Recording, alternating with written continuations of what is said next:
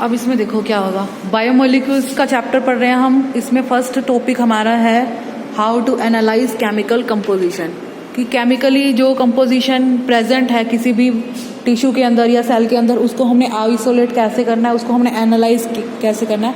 Analyse का मतलब कितने परसेंटेज होगी ऑर्गेनिक और इनऑर्गेनिक मॉलिक्यूल्स की। अब इसमें दो तरीके हैं, एक तो ये है कि एनालिसिस ऑफ ऑर्गेनिक बायोमोलिक्यूल्स, इसका मेथड अलग है। उसके बाद एनालिसिस ऑफ इनऑर्गेनिक बायोमोलिक्यूल्स का मेथड जो है वो अलग है। ऑर्गेनिक मॉलिक्यूल्स के सेपरेशन के अंदर, एनालिसिस के अंदर हम क्या करते हैं, सबसे पहले लिविंग टिश्यू को ग्राइंड करते हैं। उसको ग्राइंड का मतलब स्लरी बना लेते हैं उसको, जैसे कुंडी सोटे में, पेस्टल मोर्टर में हम ग्राइंड करते हैं उस तरह से। तो उसके लिए हमें चाहिए वेजिटेबल, कोई भी वेजिटेबल का पीस, आप गोभी कैबेज का ले सकते हो, स्पाइनिच का ले सकते हो, कोई भी प्लांट्स का कोई भी पार्ट ले सकते हो, ठीक है। उसके बाद हमें, या फिर अगर कोई भी एनिमल सेल है तो उसमें हम लीवर सेल मेनली जो है वो लेते हैं, क्योंकि वो उसमें बहुत अच्छे रिजल्ट मिलते हैं। तो इस तरह से हम लिविंग टिश्यू को ग्राइंड कर लेंगे। Plus add small amount of the trichloro acetic acid, उसमें हमने कुछ अमाउंट ट्राइक्लोरो एसिड का मिलाना है और उसको अच्छे से हम शेक कर लेंगे।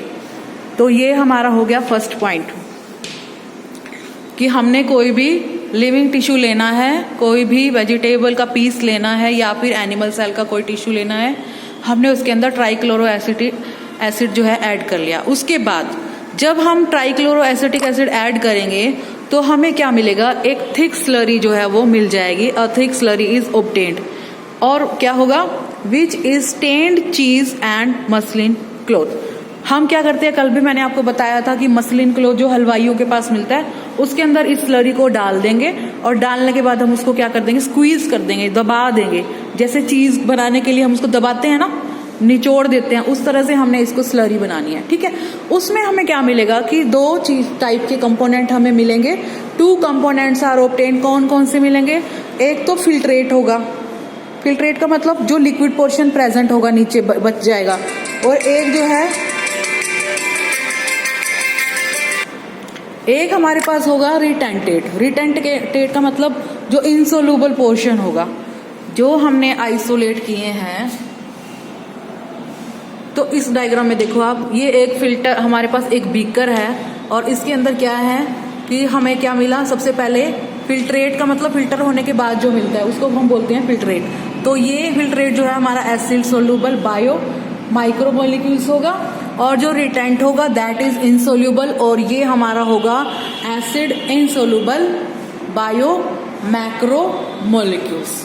तो इस तरह से हम किसी भी ऑर्गेनिक बायोमोलिक्यूल्स को सेपरेट आउट कर सकते हैं, ठीक है। सिर्फ हमने लिविंग टिश्यू को क्लोरो एसिटिक एसिड में मिलाकर और उसकी स्लरी तैयार करनी है और उसको फिल्टर कर देना है। जो फिल्ट्रेट बचेगा हमारे पास वो एसिड सोल्यूबल होगा, और जो रिटेंटेट होगा वो एसिड इनसोल्यूबल होगा। जो एसिड सोल्यूबल पोर्शन प्रेजेंट होगा उसके अंदर bio micromolecules are present, and in the portion which are insoluble in the acid they contain bio macromolecules. So this is all about the analysis of organic biomolecule, ठीक है। उसके बाद second point हमारा आएगा analysis of inorganic biomolecules. Inorganic biomolecule जैसे calcium, phosphorus, sulphur, magnesium, manganese, किसी भी जो भी टिश्यू में प्रेजेंट है, ठीक है। उसमें हमें क्या करना होता है कि first point is the very small amount of the plants या फिर एनिमल टिश्यू, कोई भी ले सकते हैं हम, प्लांट्स का कोई भी पार्ट ले सकते हैं। प्लांट्स का मेनली हम लीफ जो है वो लेते हैं, और एनिमल टिश्यू का कोई भी हम पार्ट ले सकते हैं। तो वो जो भी हम उस वक्त ले रहे होंगे this is a wet wait. Wait weight का मतलब उसके अंदर उस वक्त मॉइस्चर प्रेजेंट होगा।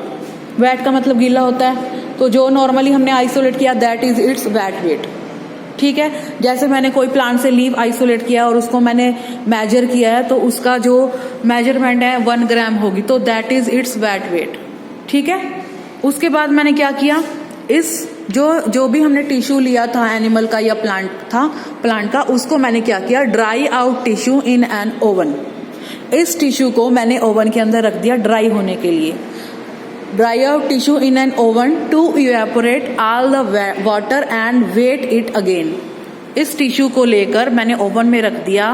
उससे क्या हुआ, इसमें जितना भी मॉइस्चर कंटेंट था वाटर का वो हट गया, सारा रिमूव हो गया उसको। उसके बाद जो मेरा यहाँ पे 1 ग्राम जो मैंने दिखा रखा था कि लीफ का जो 1 ग्राम था, वो अब ड्राई इवेपोरेशन होगी वाटर की, तो उसके बाद मैंने इसको दोबारा वेट किया, तो जो भी उसके बाद वेट आएगा दैट इज ड्राई वेट। हो सकता है अगर मैंने 1 ग्राम लिया है कोई भी टिश्यू, तो वो इवेपोरेशन होने के बाद जब मैंने उसका वेट किया तो वो 0.75 रह गया, 0.75 यानी कि 0.75 ग्राम रह गया, यानी कि 0.25 जो इवेपोरेट हुआ, यानी कि 0.25 उसमें वाटर कंटेंट प्रेजेंट था। ठीक है, तो ये उसको हम बोलते हैं ड्राई वेट। क्वेश्चन आ सकता है नीट में, what is the wet weight of a tissue and what do you mean by the dry weight of a tissue. तो उस वक्त आपने ड्राई वेट में मॉइस्चर कंटेंट नहीं होंगे और वेट वेट में मॉइस्चर कंटेंट जो है किसी भी एनिमल टिश्यू के, प्लांट टिश्यू के, वो प्रेजेंट होंगे। उसके बाद burn the dry tissue to oxidize all organic component to obtain ash। हमने क्या किया, इस जो हमारा ड्राई वेट कंपाउंड था, ड्राई वेट टिश्यू था, उसको हमने जला दिया। और ये हम करते हैं फर्नेंस के अंदर।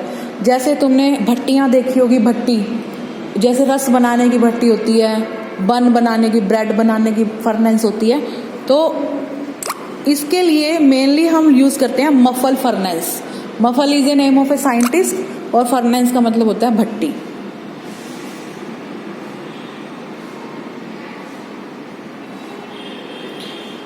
फिर मैंने क्या किया, इसको ड्राई कर लिया, फर्नेंस के अंदर, भट्टी के अंदर डाल दिया, तो उसके बाद हमें क्या मिला, ऐश, राख।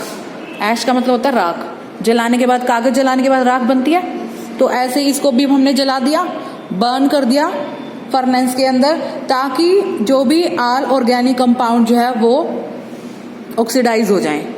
ठीक है, उसके बाद जो बचेगा वो ऐश के अंदर होगा, और जो भी ऐश के अंदर उस वक्त चीज प्रेजेंट है दैट इज इनऑर्गेनिक कंपाउंड। यानी कि जो ऐश हमारे पास मिली है, ऐश कंटेन इनऑर्गेनिक कंपाउंड। कौन कौन से हो सकते हैं वो? कैल्शियम भी हो सकता है, मैग्नीशियम भी हो सकता है, फॉस्फोरस भी हो सकता है, कोई भी हो सकता है, कुछ भी हो सकता है। ठीक है, उसके बाद the inorganic compound are also found in acid soluble fraction.